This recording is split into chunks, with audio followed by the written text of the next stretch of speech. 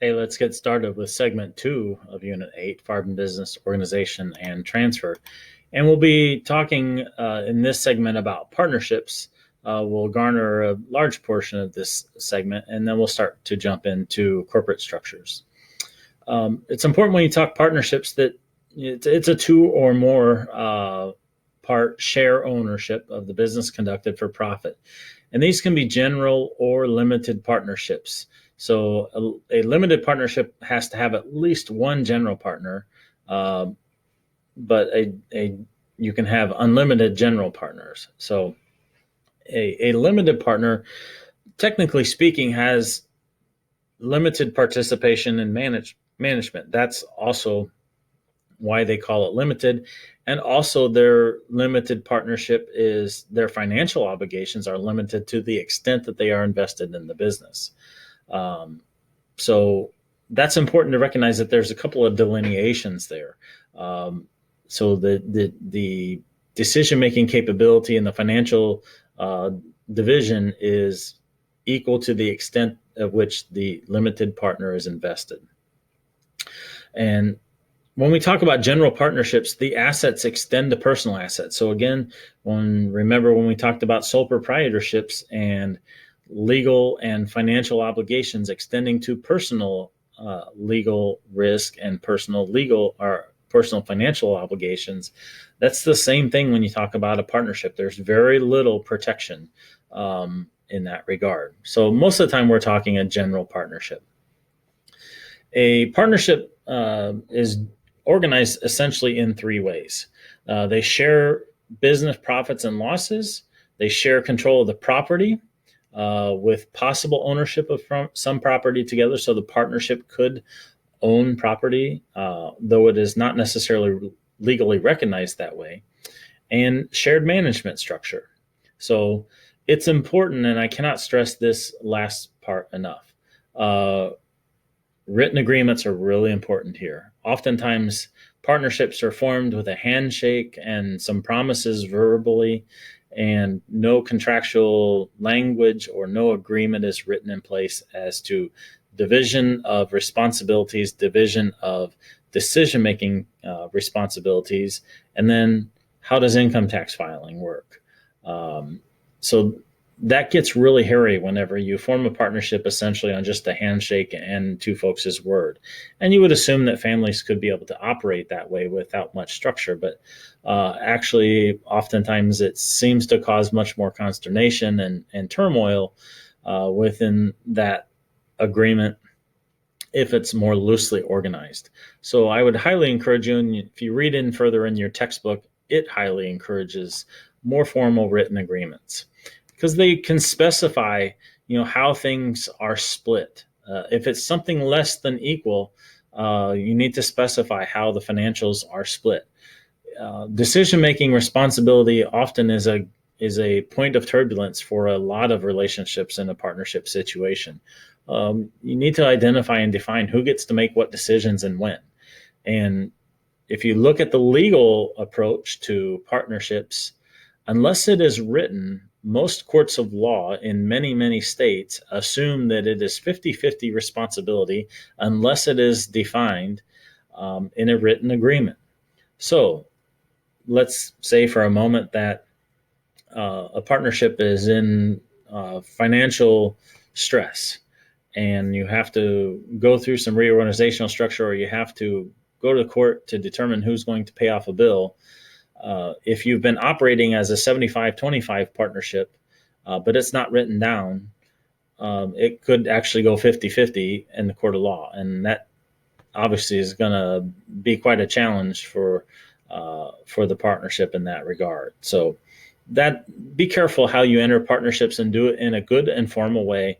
And it may be cumbersome up front, but in the long run, it should save you a lot of headaches.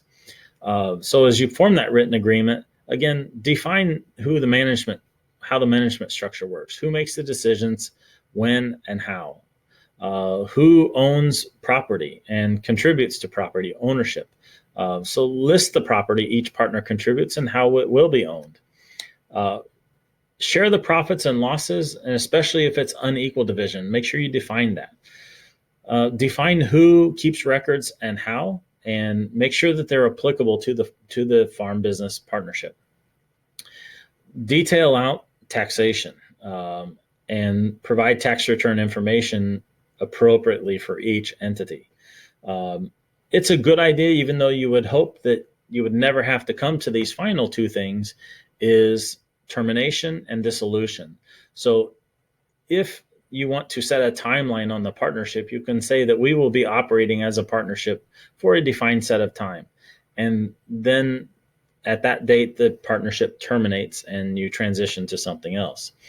Or if you need to dissolve the partnerships, then how do you go about dividing the assets, the financials, whether it's voluntary or involuntary?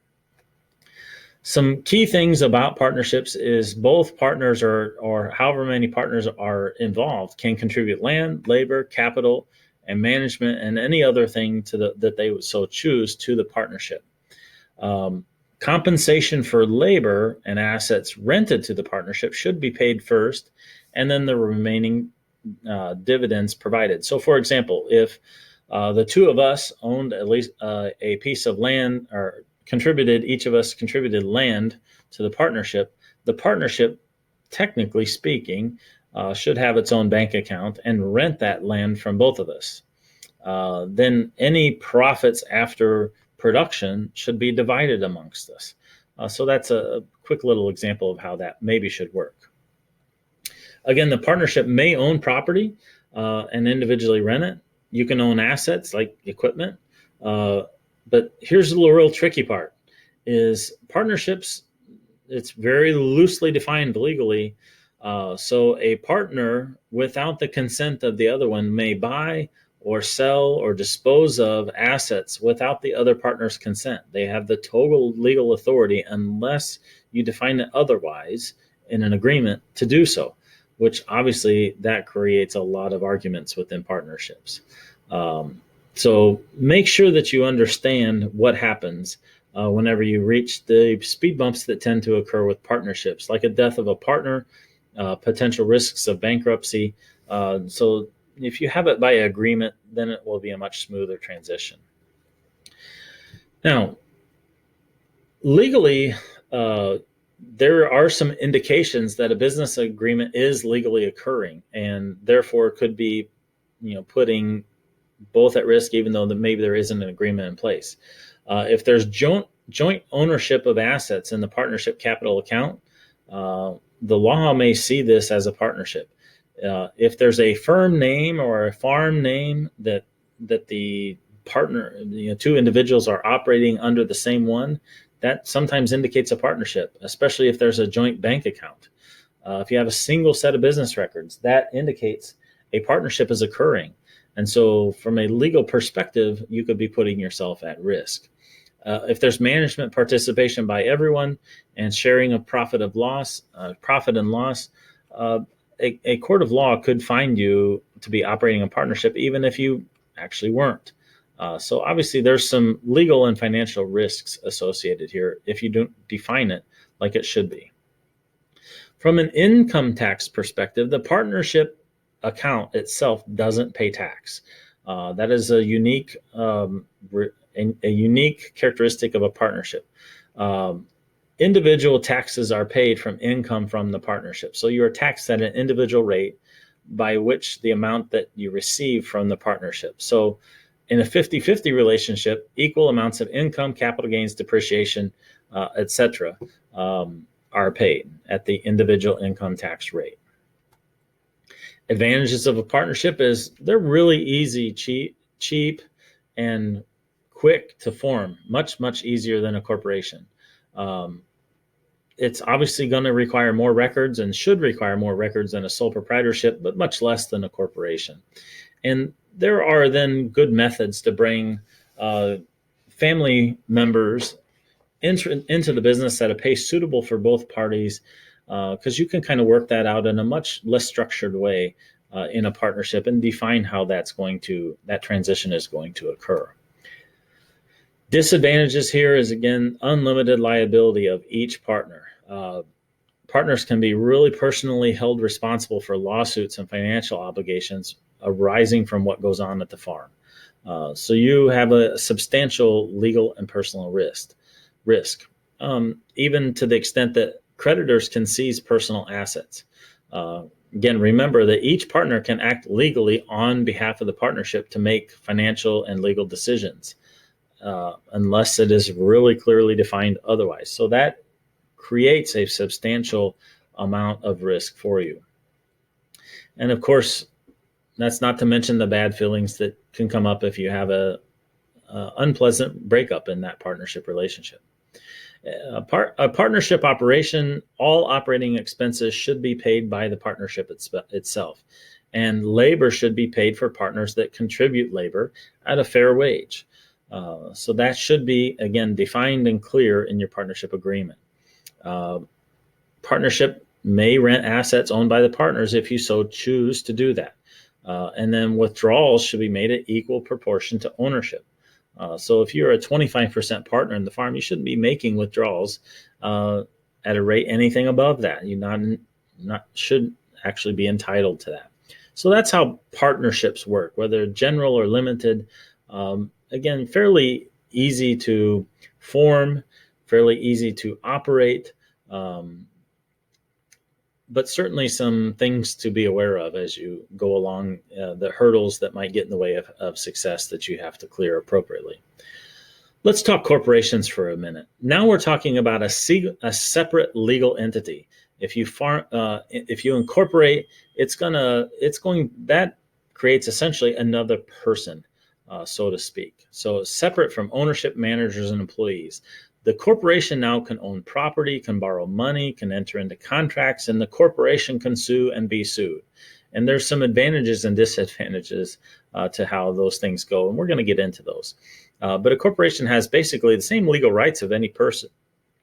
Now, the laws vary by state, and it's important that you understand if you're going to think about forming a corporation here in Illinois, that you dig into the law and understand how they can be done, but they are legal in the state of Illinois.